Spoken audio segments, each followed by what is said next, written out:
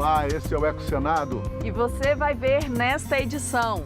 Campeão mundial em biodiversidade, o Brasil tem na bioeconomia uma das mais promissoras alternativas para o seu desenvolvimento sustentável, principalmente para a Amazônia. A economia do futuro, ela é muito mais voltada para as inovações que a gente encontra num ambiente como o da Amazônia do que para as coisas tradicionais. Com a manutenção da floresta em pé, com a valorização dos conhecimentos tradicionais, a proteção dos direitos das populações tradicionais e povos indígenas da região.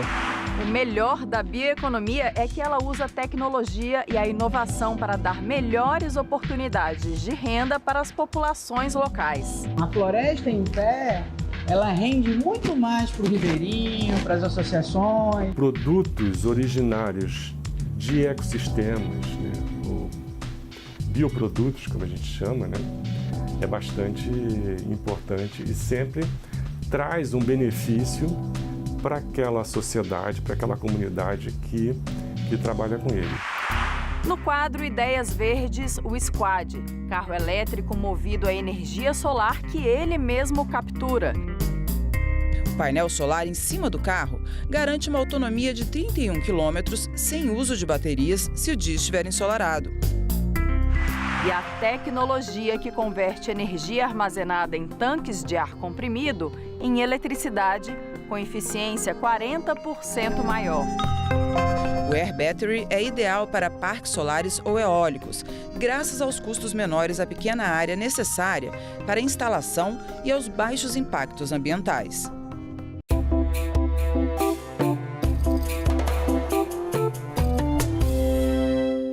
Para enfrentar as mudanças climáticas, o mundo está, ainda que mais devagar do que deveria, fazendo a transição para uma economia de baixo carbono.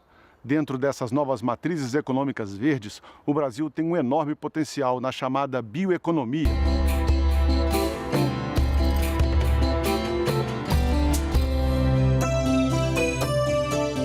A bioeconomia usa as novas tecnologias para criar uma ampla variedade de produtos e processos. Já é assim nos alimentos, remédios e cosméticos, na agropecuária e na biotecnologia, entre outros campos.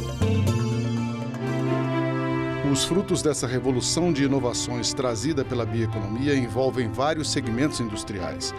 Novas variedades de vegetais e animais, medicamentos e vacinas, produtos químicos e fibras de base biológica, enzimas industriais e bioplásticos e, claro, os biocombustíveis.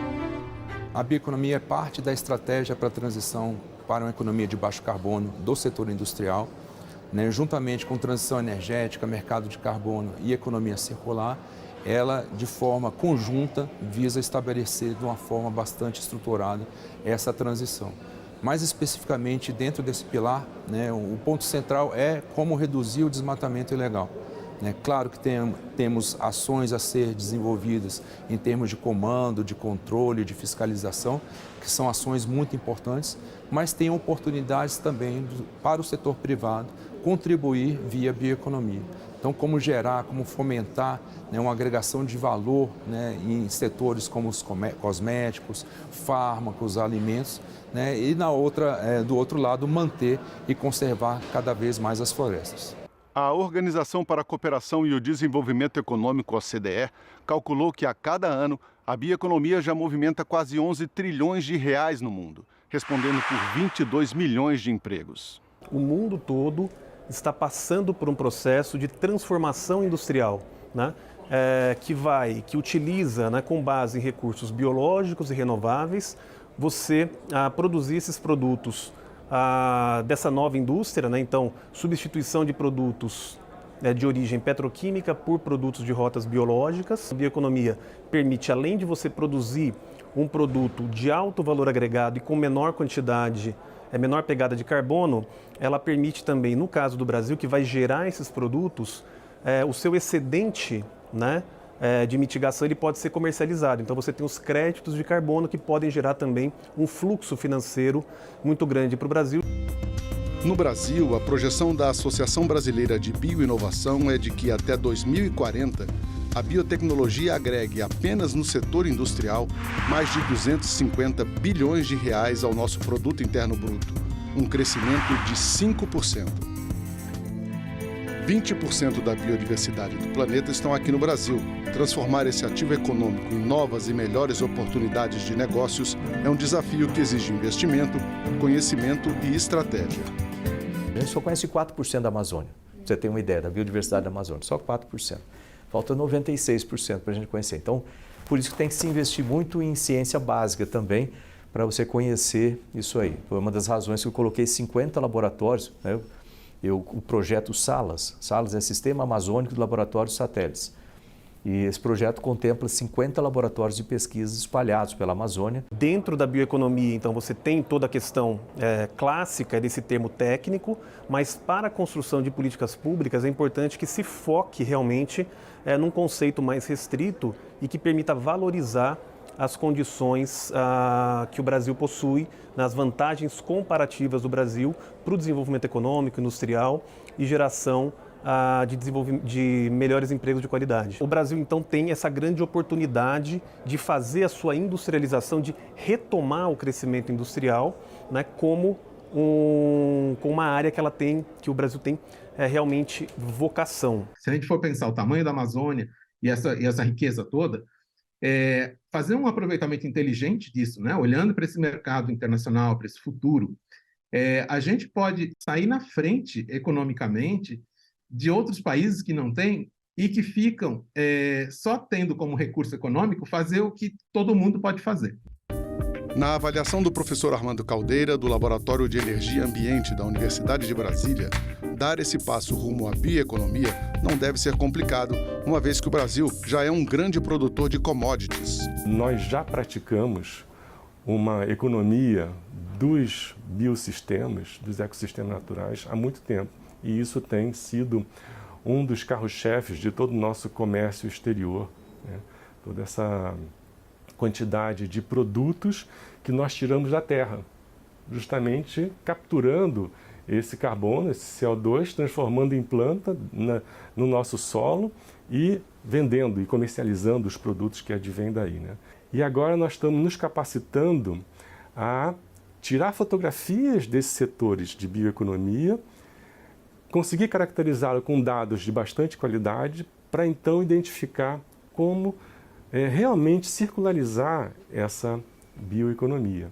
Eventualmente trazendo para mais perto de nós todo o processamento secundário, entregá-las já mais próximas ao consumo. Fazer essa continuação é um caminho natural do Brasil. Nós precisamos entender essa nova economia, como ela se configura desde o ponto de vista de uma nova visão de economia no planeta. E o planeta inteiro, o foco está centrado nestes momentos na Amazônia, e está centrado na importância que requer a Amazônia para poder ser o grande coração do mundo do futuro. Projetos que tramitam no Senado, como a regulação do mercado de carbono e dos bioinsumos, são soluções estratégicas para a nossa bioeconomia. Mas até a reforma tributária tem papel importante no estímulo ao novo setor. A reforma coloca como prioritário a preservação do meio ambiente, né, para o destino desse fundo. Só que apenas a preservação do meio ambiente não vai fazer com que o fundo cumpra com o seu papel, que é de reduzir as desigualdades regionais e sociais.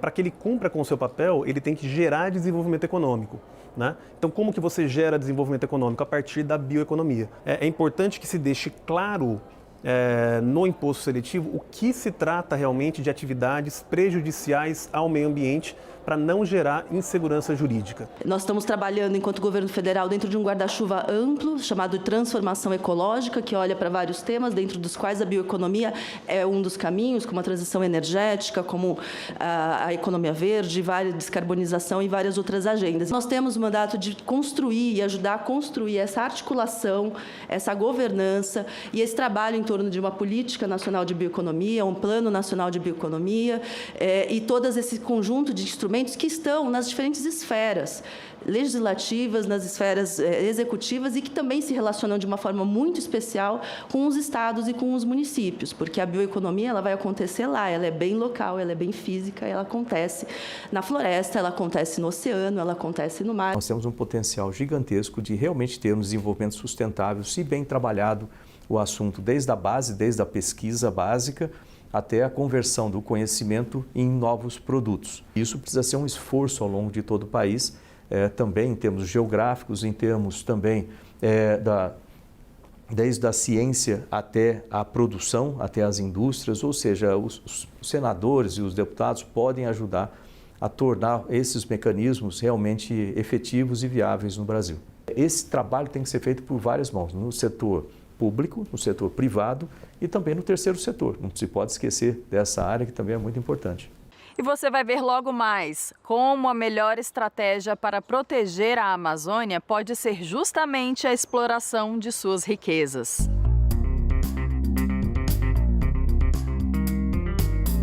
Este é o Squad, veículo elétrico ideal para as áreas urbanas. Nos 2 metros de comprimento por 1,20 de largura, cabem 2 pessoas. Ele pesa 350 quilos e chega a 45 quilômetros por hora. O painel solar em cima do carro garante uma autonomia de 31 quilômetros sem uso de baterias se o dia estiver ensolarado. Mas o Squad pode rodar até 100 quilômetros se usar a carga das 4 baterias do modelo mais completo. As vendas devem começar ainda este ano, a um preço inicial de 6.250 euros. A empresa israelense Agowind patenteou uma tecnologia que permite converter em eletricidade a energia armazenada em tanques de ar comprimido. O processo é 40% mais eficiente que os demais. O ar eletrificado fica armazenado 4 metros abaixo da superfície em tanques infláveis de polímero revestidos com uma armação de aço. O Air Battery é ideal para parques solares ou eólicos, graças aos custos menores à pequena área necessária para a instalação e aos baixos impactos ambientais. Os números sobre o potencial da bioeconomia no Brasil justificam o fato de ela ser citada como a mais forte alternativa para se alcançar um futuro sustentável no país, especialmente na Amazônia. Desmatamento líquido zero, desenvolvimento econômico e melhor distribuição da riqueza. Esse tripé de metas ambiciosas não está tão distante. A riqueza natural da Amazônia é a chave. Já é possível, hoje a ciência já estabelece que a bioeconomia é uma alternativa econômica importante para a região amazônica, né? Com a manutenção da floresta em pé, com a valorização dos conhecimentos tradicionais, a proteção dos direitos das populações tradicionais e povos indígenas da região, né? Valorizando também os ativos ambientais que tem na região, e aí vai desde o carbono, mas também ao recurso hídrico, a recursos genéticos, enfim, a frutas, a alimentos, a segurança alimentar na região. Então, esse conjunto de elementos que compõem, né, a bioeconomia, sem dúvida nenhuma, é imprescindível que o Fundo Amazônia possa ser também um instrumento para dar esse suporte financeiro para a alavancagem, né, dessa matriz econômica importante para a região amazônica e importante também para o país. A bioeconomia na Amazônia está sustentada em 2 pilares: preservação da floresta e valorização das populações locais. Ciência e conhecimentos tradicionais se fundem para tirar da floresta o que ela tem de mais rico, sem colocá-la em risco. O desafio do século anterior e deste século que nós estamos é conseguir aproveitar toda a riqueza da Amazônia e de todas as florestas, né, mas preservando-as. Não só o solo, mas preservando principalmente a parte cultural, a parte econômica, porque os ribeirinhos, as comunidades, elas muitas vezes fazem uso, né, tanto medicinal quanto alimentício, né, e com uma perspectiva de ganhos econômicos. Iniciativa do governo paraense, o Parque de Ciência e Tecnologia Guamá, em Belém, é o primeiro do gênero na região norte. A área de 72 hectares, dentro dos campi das Universidades Federais do Pará e Rural da Amazônia, é um polo de pesquisa aplicada e de empreendedorismo inovador e sustentável. Para investir em bioeconomia, tem que investir em conhecimento científico, tem que investir em pesquisas sobre o patrimônio que a biodiversidade conta na Amazônia. A importância da bioeconomia deve ser o foco mais importante das políticas públicas que se devem centrar em investimentos em pesquisa, em investimentos nas universidades, em investimento na extração das matérias, dos recursos naturais, da biodiversidade, procurando manter sempre a floresta em pé. O babaçu, palmeira típica da Amazônia, é um bom exemplo. Produz em média 330 frutos, dos quais se extrai óleo e farinha. As folhas servem para chás e tinturas. O caule é material comum em casas típicas da região. O broto rende um palmito de boa qualidade. Mas o Laboratório de Óleos da Amazônia descobriu um destino mais nobre para os restos dos frutos, que costumavam servir apenas de lenha para fornos. Então você pode tirar a polpa, o óleo do babaçu e aproveitar como sorvete ou outras coisas, e aí fica o resíduo ou um subproduto. Dele nós podemos extrair o amido de babaçu, né? O amido de babaçu, né? Que ele tem essa cor avermelhada por conta das suas substâncias, e daí a gente pode fazer, um plástico biodegradável, né? Que pode substituir facilmente a sacola do supermercado ou outros utensílios. Olha a resistência dele. O mesmo acontece com a andiroba, famosa por suas propriedades farmacêuticas e cosméticas. O óleo de seu fruto é um dos produtos medicinais mais vendidos na Amazônia e também é exportado para indústrias da França, Alemanha e Estados Unidos, por exemplo. No laboratório do PCT Guamá, já se pesquisa outra importante utilidade para o óleo de andiroba. Nós estamos na etapa inicial desenvolvendo um curativo para tratamento de úlceras, tratamento de feridas, né? Então é uma emulsão e aí ele fica com esse polímero, né?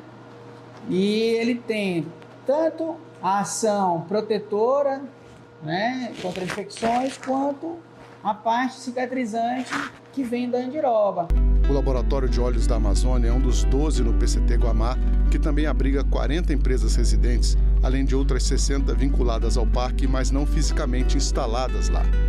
A Intercelere é uma startup residente que se concentra na criação de produtos, tendo como base as plantas da região. O miritizeiro foi um deles. É uma palmeira muito comum nas áreas inundadas da região amazônica. De seus galhos são feitos artesanatos e brinquedos, que são uma das mais belas tradições paraenses. A Intercelere usou o miriti em uma criação tecnológica. As tecnologias que possam, de alguma forma, chegar até as comunidades, até as escolas públicas, até fora do Brasil, né, utilizando o que a gente tem de melhor aqui, matéria-prima que possa ser sustentável, que não gere impacto na natureza. A gente está falando do Miriti Board VR, o óculos de realidade virtual feito com matéria-prima daqui da Amazônia, 100% sustentável, porque esse óculos ele representa árvores que estão crescendo na Amazônia e não morrendo, porque o miritizeiro, quando ele cresce, ele salta o galho e desse galho que a gente constrói o nosso óculos de realidade virtual. O Instituto Amazônia 4.0 surgiu como um movimento disposto a oferecer alternativas econômicas rápidas e baseadas na ciência para frear a ameaça que as mudanças climáticas e a ação do homem trazem à sobrevivência da floresta e de seus moradores. O foco é garantir que a região possa ser a maior beneficiária da exploração de seus recursos, de sua biodiversidade, o que hoje não acontece. Quando você segue a matéria-prima, você vai ver que elas acabam gerando bastante atividade econômica, bastante riqueza, mas em outras regiões, para outros atores, não esses atores que estão ali no dia a dia do manejo dessa floresta, né? Então, o que nós entendemos é que a gente tem que mudar, seria uma grande oportunidade para a gente mudar esse cenário de degradação difícil de parar, né? Colocando a atividade econômica de agregação de valor, de transformação dessa matéria-prima no produto final, fazendo aquilo que acontece normalmente acontecer no âmbito das comunidades da Amazônia, das cidades da Amazônia. Para isso, porém, um ingrediente essencial precisa se integrar ao cenário da floresta. A alta tecnologia que a gente coloca, ela permite, então, viabiliza coisas nesse mundo, né, da agregação de valor, da sofisticação da produção, que não seria disponível da forma analógica tradicional. O professor cita o exemplo do cacau, uma fruta nativa da Amazônia, mas que sai da floresta quase sempre in natura. Ele é vendido, em geral, como uma commodity, que é um produto, o preço é fixado na Bolsa de Valores de Nova York. Hoje está em torno de R$10 o quilo. Se você pegar esse cacau e transformar em chocolate, e para isso basta alguns equipamentos e açúcar, você consegue fazer chocolate fino a partir de R$200 o quilo. Então, você tem 2.000% de agregação de valor apenas trabalhando a amêndoa que hoje escoa, sem gerar muita riqueza na região. A estratégia da produção assistida por tecnologia traz uma vantagem adicional além da econômica. E ao fazer esse processamento, você vai, além de aumentar a renda geral, né, o dinheiro que vai lá para a região, você vai envolver muitas pessoas na produção, muito mais pessoas. Então, você gera muitos postos de trabalho, você gera uma massa salarial que passa a ter, porque existe um influxo de recursos. Você gera oportunidades, por exemplo, para os jovens, porque o processo é baseado em tecnologia, então isso é um super atrativo para o jovem, que já vai estar numa região que tem energia, que tem comunicação. Então começa a não fazer tanta diferença você estar ali na sua comunidade, lá no interior, ou migrar para a cidade, que é uma tendência hoje das novas gerações. E oportunidades para as mulheres também, que normalmente têm mais dificuldade de achar um espaço remunerado. O Conselho Empresarial Brasileiro para o Desenvolvimento Sustentável levou no ano passado 8 CEOs de grandes grupos econômicos brasileiros para uma imersão de 4 dias pela Amazônia. O objetivo? Encontrar novas formas de fazer negócios na região, pensando nas comunidades locais e no equilíbrio ambiental. A imensidão do que representa esse ambiente é impressionante. E quando você olha de perto os tamanhos, as oportunidades e a quantidade de comunidade, as diferenças entre as comunidades e o nível de criatividade que você vê em cada uma delas é impressionante. E entender exatamente onde tanto o setor privado quanto o governo podem contribuir para o desenvolvimento de uma região tão rica, uma região tão bonita, com tanta oportunidade de desenvolvimento, e que a gente percebe que com a união de várias forças e com um pouco de estímulo, a gente sem dúvida consegue avançar bastante dentro de uma região tão propensa a avanços expressivos. Nós conhecemos pouco sobre as reais necessidades da região, sobre as reais necessidades das pessoas que vivem aqui nessa região e das oportunidades que a gente tem. Agora, oportunidades que obviamente estão conectadas ou passam pela necessidade de se fazer investimentos e se fazer negócios de uma forma sustentável, respeitando toda a dinâmica do local e tudo que a região tem para oferecer para a gente como benefício. E entender como a gente consegue fazer investimentos e participar da vida aqui das comunidades locais de uma forma sustentável. Então, eu acho que aumenta o respeito e o senso de responsabilidade que nós temos que ter na hora que a gente participa aqui da economia da região. Entre 30 de agosto e 1º de setembro vai acontecer em Belém a Conferência Internacional Amazônia e Novas Economias. Promovido pelo Instituto Brasileiro de Mineração, o IBRAM, o evento vai reunir representantes dos povos da floresta, da sociedade civil, da academia e de setores públicos e privados, para discutir questões que envolvem meio ambiente, economia e desenvolvimento sustentável. O objetivo é buscar soluções que mantenham a floresta viva e colaborem com a construção de uma agenda verde para a transição econômica. Para mais informações, acesse amazoniaenovaseconomias.com.br.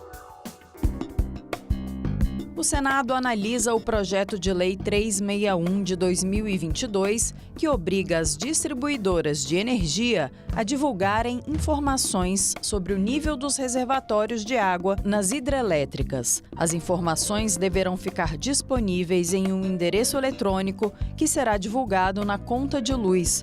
O objetivo é dar mais transparência quanto à aplicação das tarifas e racionalizar o consumo de energia. O texto é da ex-senadora Rose de Freitas. Ele recebeu parecer favorável do relator na Comissão de Meio Ambiente, senador Carlos Viana, e foi aprovado pelos parlamentares. Agora a matéria será discutida na Comissão de Agricultura e Reforma Agrária.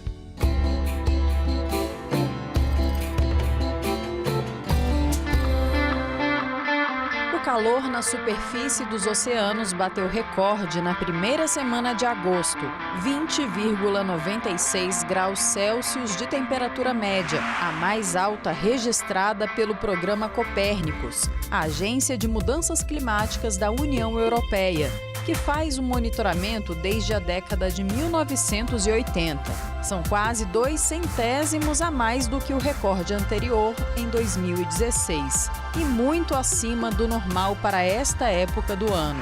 A notícia é preocupante.